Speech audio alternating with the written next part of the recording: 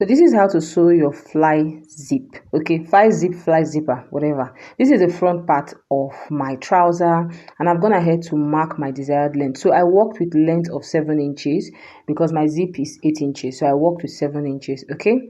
So after, this is the front part of this trouser. So after marking out my desired length, I opened it up like this. Now this is my zip shield, and it is 1.5 inch on a fold, which means it is 3 inches, and on a fold is 1.5 inch. And this is my zip fly, and this is 2.5 inches, and it is not on a fold. Remember to reinforce your shield and your fly. And this is the zip I am working with. Some people call it zip, some people call it zipper, so you should manage anyone I call it, okay. So now to start your tutorial, you see the crease line that crouch joining has caused, right? You're going to place your zip on it like this. You're going to grab your zip shield. I'm going to place it on it like that, and you're just going to join, okay. You're going to join directly on the crease line, okay. Hold it down with your office pin. And the first thing I did was I did like loose stitches to just attach the zip to the trouser so it doesn't move around. So now for the main stitch, you're going to sew directly on the crease line, okay. You're going to join the zip and the zip shield directly on the crease line. That first stitch to hold the zip down, you will not do it on the crease line, okay. So when I got to the end, I did the back stitch, and this is the first half of the zip. It's well secured, it looks put together, okay. It looks nice, it looks very neat. You want to make sure that your stitches are secured, okay. So now this is what it looks like. So now it is time for the second part, and this is where we're going to attach our zip fly, okay.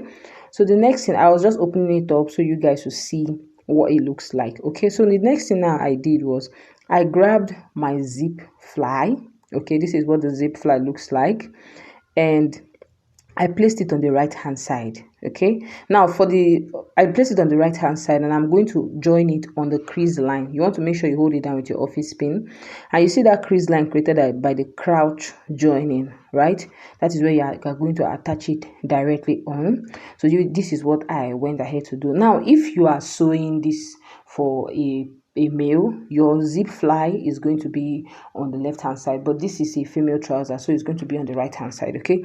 So now after attaching my zip fly, the next thing I went ahead to do was to push my seam allowance towards the direction of the crease line, towards the direction of the zip fly, not crease line. I pushed my seam towards the direction of the zip fly, and I just went ahead to give it a good top stitch. Very important, so that it's not puffing, it just stays in one place, okay. So I gave it a very good top stitch, ladies and gentlemen.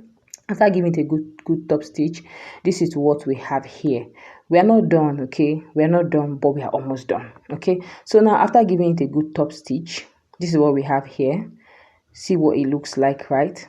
Now the other half of the zip is still not attached to the zip fly. So what we're going to do now is to attach the other half of the zip to the zip fly, okay.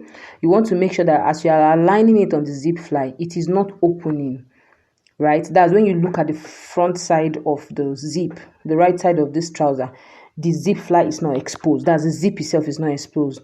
So I went ahead and I held the zip down with my office pins, okay, and I just went ahead to attach it to the zip fly. You want to make sure it is well relaxed, it is not exposed, and it's not so inside, okay. So now after attaching it, I just went ahead to draw this line. I went ahead to draw this line, and we're just going to use it to hold down the zip fly furthermore, okay. So I just went ahead to top stitch, running stitches. You're going to go between opening the zip fly and closing the zip fly. Mind you, the zip fly and the zip shield should only meet at the bottom, right? You should not join the zip shield to the zip fly. The only time you should do it is around that curve where you need to hold two of them together, okay. So now after joining it, this is what our zip fly looks like. It's very simple, it's very straightforward, it's not difficult to sew, okay. So this is what this is what a fly zip looks like for your trousers, for your shorts. Let me know if you're going to try it out, and I will see you in my next video. Thank you so much for watching, and remember to subscribe, remember to share. Bye.